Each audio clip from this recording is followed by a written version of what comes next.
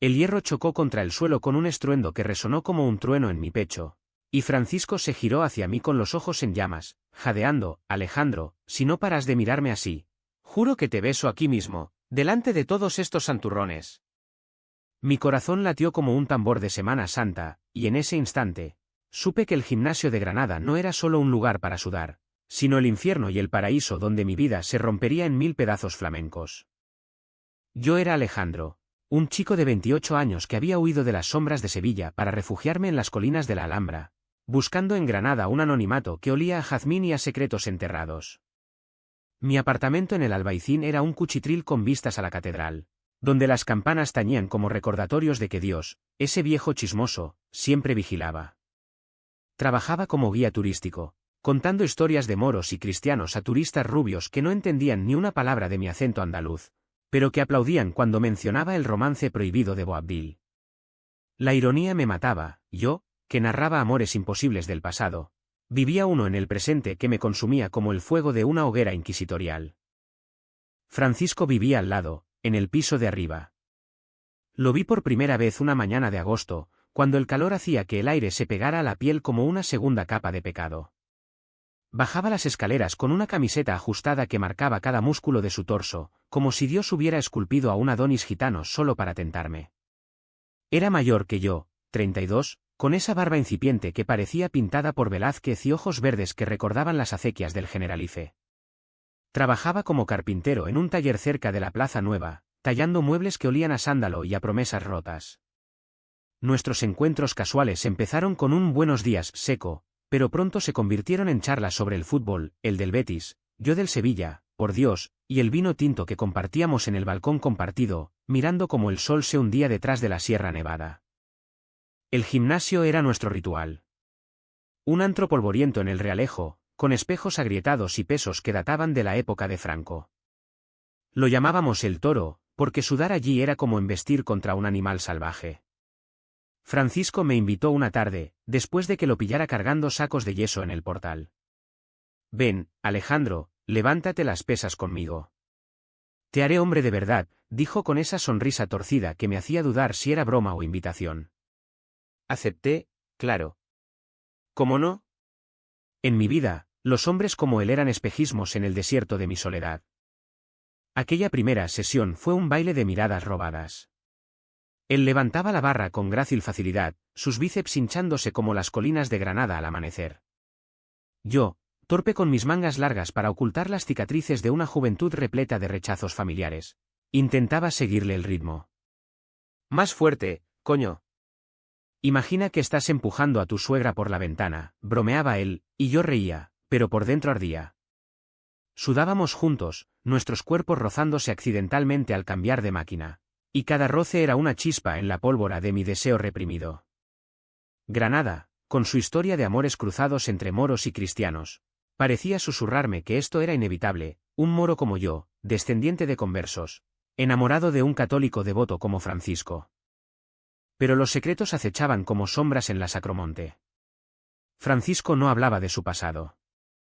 Solo mencionaba a su familia en Málaga, un padre estricto que era capataz en una finca de olivos, y una madre que rezaba el rosario por las noches.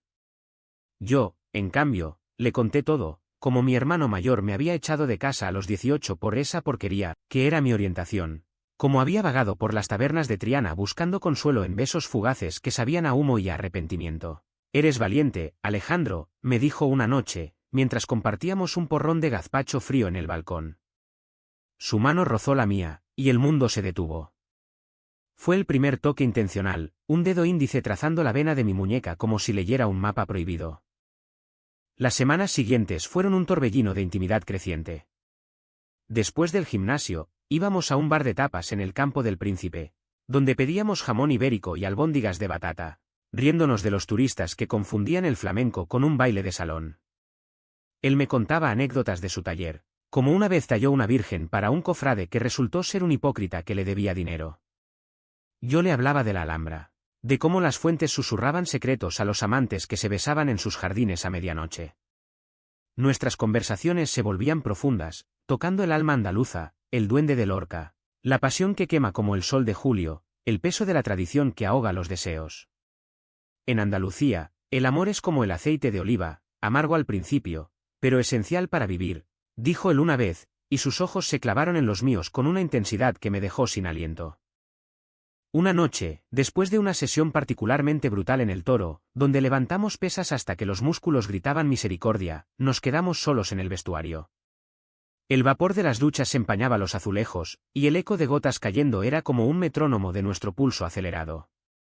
Francisco se quitó la camiseta con lentitud deliberada, revelando un tatuaje en el pecho, una cruz envuelta en espinas de rosa, un símbolo de fe y dolor que me heló la sangre. Mi madre me lo hizo tatuar cuando volví de la mili, murmuró, acercándose. Yo, hipnotizado, extendí la mano para tocarlo, pero él la detuvo. No, Alejandro. No todavía. Su voz era un ronroneo ronco, cargado de anhelo y miedo. En ese momento, lo besé. Fue un beso torpe, desesperado, como el de dos náufragos aferrándose a un madero en el Mediterráneo.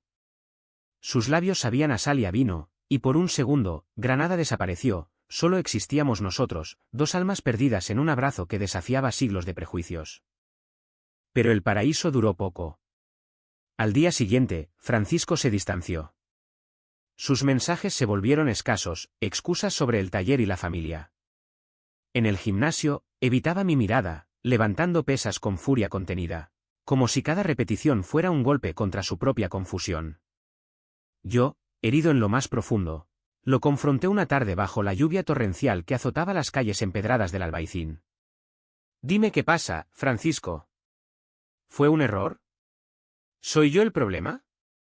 Él se giró, empapado, con el rostro contorsionado por una tormenta interna. No entiendes, Alejandro. Mi vida no es como la tuya. Tengo compromisos. Un novio en Málaga, que espera que vuelva para casarnos en la catedral. Las palabras me golpearon como un latigazo. ¿Un novio? ¿Casarnos? El mundo se derrumbó a mis pies, y en ese instante, odié a Granada por su belleza cruel, por sus murallas que encierran secretos como jaulas doradas. El dolor me consumió. Pasé noches en vela, caminando por los miradores del Sacromonte, donde los gitanos tocaban guitarras que lloraban por amores imposibles. Recordaba cada detalle, la forma en que Francisco reía, gutural y libre, como un toro en la dehesa, como sus manos, callosas de tanto tallar madera, me rozaban con ternura inesperada. Pero el engaño ardía como veneno. ¿Cómo podía mirarme así, besarme con esa hambre, si tenía otro? Me sentía sucio, usado, como un capricho andaluz en una vida de apariencias. Intenté odiarlo, pero el amor, ese cabrón traicionero, no se deja expulsar tan fácilmente. La confrontación escaló cuando su novio, un tal Javier, un tipo fornido de familia adinerada, apareció en Granada sin aviso.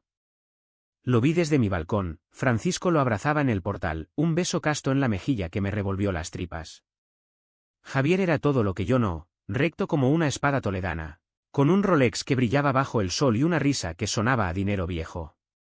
Esa noche, subí a casa de Francisco con una botella de manzanilla como excusa. La puerta se abrió, y allí estaba Javier, semidesnudo en el sofá, con una copa en la mano. Francisco palideció. Alejandro, no es lo que piensas. Pero lo era. La humillación me cegó. Eres un mentiroso, un cobarde. Usas a la gente como tallas tus maderas, las moldeas a tu gusto y las descartas. Grité hasta que la voz se me quebró, y Javier, con una sonrisa condescendiente, murmuró: cálmate, maricón. Esto es asunto de hombres de verdad. Salí corriendo bajo la luna llena, que bañaba la Alhambra en plata traicionera. Me refugié en una taberna de la Carrera del Darro, donde pedí un doble de anís y lloré por primera vez en años. Los parroquianos, viejos con bigotes como manillares de bicicleta, me miraron con esa compasión andaluza que duele más que el desprecio. Amor, ¿eh? Eso es como el flamenco, te clava los tacones en el corazón. Tenía razón. Francisco me había clavado los suyos, y la sangre, metafórica, pero real, manaba sin parar. Los días siguientes fueron un purgatorio de silencio ensordecedor. Francisco no aparecía en el gimnasio, el Toro se sentía vacío sin su presencia, como una plaza de toros sin torero. Yo seguía yendo, castigando mi cuerpo con pesas que ahora cargaban el peso de la traición. Cada barra que levantaba era un ¿por qué? Gritado al vacío, cada gota de sudor un lágrima contenida. Mis tours por la Alhambra se volvieron mecánicos, recitaba las leyendas de los sultanes con voz ronca, mientras mi mente revivía el beso en el vestuario, ese momento de pureza robado que ahora sabía y él. Una semana después, una carta llegó por debajo de mi puerta. Papel amarillento, olor a sándalo, letra angulosa como sus tallas. Alejandro, por favor, déjame explicarte. Javier no es lo que crees. Ven al taller mañana al atardecer. Francisco. Mi pulso se aceleró como un caballo desbocado en la feria de abril. ¿Explicar? ¿Que podía justificar esa farsa? Pero el amor, ese masoquista, me impulsó a ir. El taller estaba en un callejón cerca de la puerta de Elvira, un antro de virutas y herramientas donde el polvo bailaba en los rayos de sol poniente. Francisco estaba allí, martillo en mano, golpeando una pieza de roble con furia contenida. Al verme, dejó caer la herramienta. Gracias por venir. No merezco ni tu sombra, pero... Dios, Alejandro, te debo la verdad. Se sentó en un taburete, y yo me quedé de pie, brazos cruzados como escudo. Habló con voz quebrada, como un confesionario en la catedral. Javier era su tapadera, un amigo de la infancia que fingía ser su prometido para apaciguar a la familia. En Málaga, mi padre es un macho alfa de los de antes, hijo, cásate, ten hijos, o no eres hombre. Cuando salí del armario a los 20, me desheredó. Volví a casa solo para que no sospecharan, y Javier. Él es gay también, pero cobarde. Acordamos esta mentira para las fiestas y las visitas. Sus ojos, esos pozos verdes, se llenaron de lágrimas. Contigo fue real, Alejandro. Ese beso. Fue el primero que di sin miedo. Pero pánico me invadió. No quería arrastrarte a mi caos. El alivio me invadió como una brisa del viento de levante, pero el resentimiento era un nudo gordiano. ¿Y por qué no me lo dijiste antes? ¿Por qué me besaste y luego huiste como un ladrón? Él se levantó, acercándose con lentitud, como si temiera que huyera. Porque en Granada encontré algo que Málaga nunca me dio, libertad. Tú. Tus ojos que ven más allá de las fachadas, tu risa que suena a duende. Pero el miedo. En Andalucía, ser gay es como ser un morisco en tiempos de Felipe II, siempre bajo sospecha. Extendió la mano, y esta vez la tomé. Sus dedos entrelazados con los míos eran un juramento silencioso. Nos besamos de nuevo, allí entre las astillas y el aroma de la madera fresca, un beso profundo que borraba las mentiras como lluvia en el polvo. La reconciliación fue un bálsamo, pero efímera. Empezamos a vernos en secreto, cenas a medianoche en mi apartamento, donde cocinábamos paella con azafrán robado del mercado, y hacíamos el amor con la urgencia de amantes condenados. Sus caricias eran mapamundis de ternura, explorando cada rincón de mi cuerpo como si tallara una escultura renacentista. Eres mi obra maestra, Alejandro, susurraba en la penumbra, mientras el albaicín ronroneaba con el ulular de los búhos. Yo le contaba mis miedos, el rechazo de mi familia, como mi madre aún rezaba por mi conversión, en una capilla de Sevilla. Él compartía los suyos, las noches en que su padre lo golpeaba con el cinturón por mirar a los chicos en el instituto, las promesas de celibato que rompió en Tugurios de Torremolinos. Pero los secretos en Granada son como las cuevas de la Sacromonte, se filtran, se expanden, devoran. Javier, ese Judas con corbata, empezó a sospechar. Me envió mensajes anónimos, aléjate de Paco, o le cuento todo a su familia. No eres más que un capricho exótico. El pánico me atenazó. ¿Contárselo a Francisco? ¿Arriesgar nuestra frágil felicidad? Opté por el silencio, un error que cavaría mi tumba emocional. Mientras tanto, nuestra pasión crecía, caminatas nocturnas por los jardines del Generalife, donde nos besábamos bajo cipreses centenarios, jurándonos eternidad al susurro de las fuentes. Francisco me regaló un colgante de madera tallada, 2 manos entrelazadas, símbolo de nuestra unión oculta.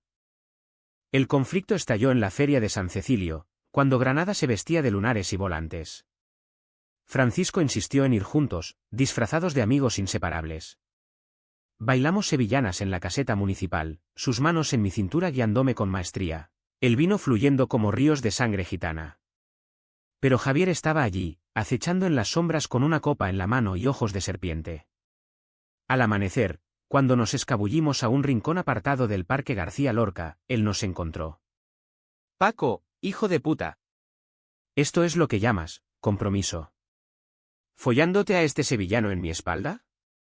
Francisco palideció, pero yo exploté: tú eres el farsante. Tú, compromiso, es una jaula para cobardes. La pelea fue brutal, verbal y visceral. Javier empujó a Francisco contra una fuente, y yo me interpuse, recibiendo un puñetazo que me abrió el labio. La sangre, poca, pero salada, me recordó que el amor en Andalucía siempre sangra. Gritos atrajeron a la policía local, y nos separaron como a perros rabiosos. Francisco, con el rostro surcado de lágrimas, me susurró: vete, Alejandro. No quiero que te manchen por mí. Huyendo por las calles aún ebrias de fiesta, sentí el peso de la ciudad sobre mí. Granada, cuna de poetas y traidores, me escupía como a un intruso. De vuelta en mi apartamento, el colgante de madera se rompió en mi mano, astillándose como nuestro sueño. Llamé a Francisco, pero su teléfono sonaba en el vacío. Horas después, un mensaje: Javier se lo contó a mi padre. Vienen a por mí. No me busques. Lo siento. El abismo se abrió bajo mis pies. ¿Era esto el fin? ¿Un amor condenado por las cadenas invisibles de la tradición? La ausencia de Francisco fue un vacío que Granada amplificaba con su belleza indiferente. La Alhambra, que antes era testigo de nuestros susurros, ahora me parecía una fortaleza de aislamiento, sus torres minaretes burlándose de mi soledad. Dejé de ir al gimnasio, el Toro, sin él, era un mausoleo de hierro frío. Mis tours se volvieron fantasmas, contaba historias de exilios moriscos con voz ahogada, mientras los turistas chasqueaban fotos, ajenos a mi exilio interno. Noches enteras las pasaba en el balcón, fumando ducados hasta que el humo nublaba las estrellas, reviviendo cada «te quiero» que ahora sonaba a epitafio. Javier, el villano de opereta, no se conformó con la destrucción. Me acechó en las calles del Realejo, gritando improperios que resonaban como ecos de la Inquisición. Maricón de mierda, le has jodido la vida a Paco. Vuelve a Sevilla, rata. Una vez, me acorraló en una taberna cerca de la plaza Beiber Rambla, donde el olor a churros fritos se mezclaba con su aliento a ginebra. Él te usó, idiota. Siempre vuelve a mí. Somos de la misma sangre, hombres de verdad que juegan a ser lo que no son. Sus palabras eran veneno, pero en el fondo, sembraban duda. ¿Y si Francisco me había mentido de nuevo? ¿Y si todo era un juego cruel en esta tierra de pasiones fingidas? Decidí confrontar el pasado. Viajé a Málaga en un autobús polvoriento, el paisaje andaluz desfilando como un rosario de olivos torturados. La familia de Francisco vivía en un cortijo blanco en las afueras, rodeado de viñedos que olían a mosto y a resentimiento. Me colé como un ladrón, preguntando por él a los jornaleros que cargaban uvas bajo el sol implacable. El chico está encerrado desde que volvió. El señor no lo deja salir. Dice que es una vergüenza, murmuró una mujer con pañuelo en la cabeza, ojos llenos de compasión gitana. Escalé el muro del patio, corazón martilleando como un yunque, y lo encontré allí, Francisco, sentado en un banco de piedra, con la mirada perdida en el horizonte marino. Alejandro. ¿Qué haces aquí? Mi padre te matará si te ve. Su voz era un hilo, demacrado por días de ayuno y plegarias forzadas. Lo abracé, sintiendo sus costillas bajo la camisa raída, como si el cortijo lo hubiera devorado. No puedo vivir sin ti, Paco. Dime que lucharemos. Dime que esto no acaba en una farsa católica. Él sollozó contra mi hombro, su cuerpo temblando como una hoja en la tramontana. Lo intenté. Le conté todo a mi madre anoche. Me llamó demonio, dijo que rezaría por mi alma hasta sangrar las rodillas. Mi padre quiere mandarme a un monasterio en Ronda, para curarme, con flagelación y silencio. Las palabras me helaron. En Andalucía, el amor queer no era solo tabú, era herejía, un pecado que se exorcizaba con látigos y rosarios. Huir juntos fue una decisión impulsiva, nacida del desespero. Vámonos a Granada. O a donde sea. Pero juntos, le supliqué. Él dudó, los ojos nublados por el peso de la sangre. ¿Y mi hermana pequeña? La dejo con ellos, sabiendo que la criarán en odio. Ese era Francisco, el carpintero noble, tallando no solo madera, sino dilemas éticos en su alma. Al final, accedió, robando un coche del garaje familiar, un viejo Seat que rugía como un león herido. Condujimos de noche, las luces de Málaga menguando en el retrovisor como un mal sueño. En la carretera, paramos en un mirador sobre el mar, y allí, bajo un cielo estrellado como el manto de la Virgen, hicimos el amor por primera vez sin miedo. Sus caricias eran himnos paganos, mi entrega un sacrificio voluntario. «Eres mi salvación, Alejandro», murmuró, y creí en milagros. Pero el karma andaluz es implacable. Al amanecer, la policía nos interceptó en un control cerca de Antequera. El padre de Francisco había denunciado el robo, pintándonos como ladrones y pervertidos. Nos separaron en la comisaría de Granada, esposas frías mordiendo nuestras muñecas. Francisco, en la celda contigua, gritó: «Te quiero, joder. No me dejes». Yo, ahogado en lágrimas, solo pude responder con un «yo también» que se perdió en el eco de las rejas.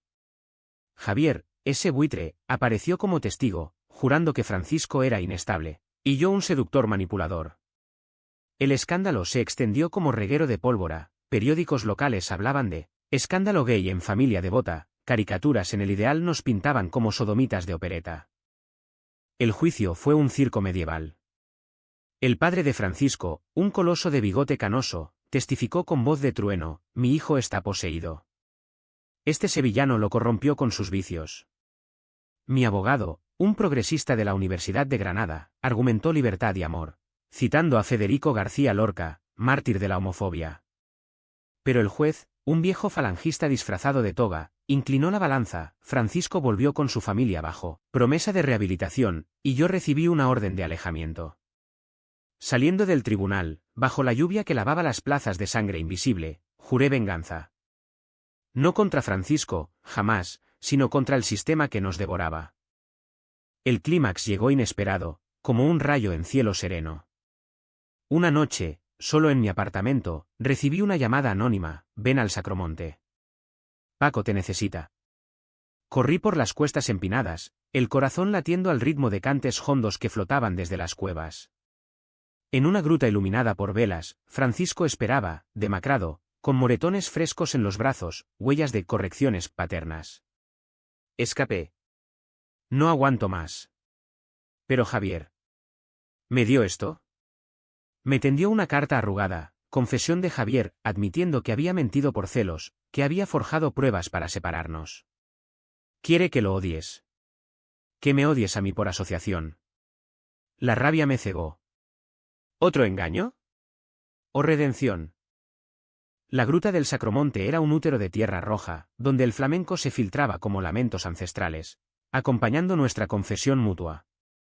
Francisco se arrodilló, no en oración, sino en súplica: «Perdóname, Alejandro.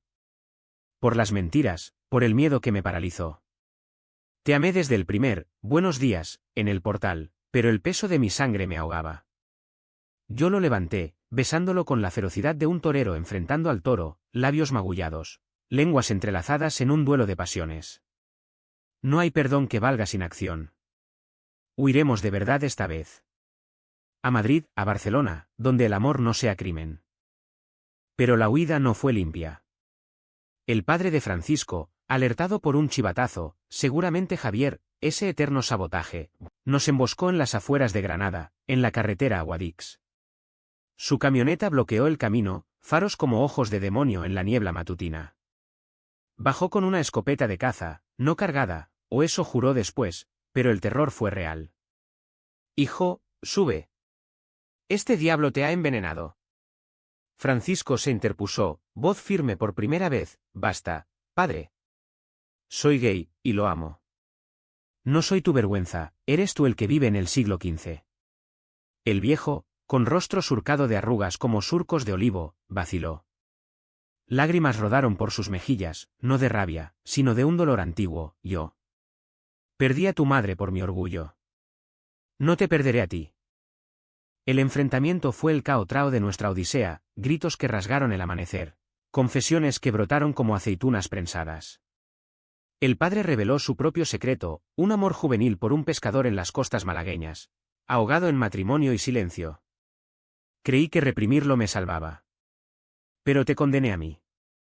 Francisco, roto y renacido, lo abrazó por primera vez en años.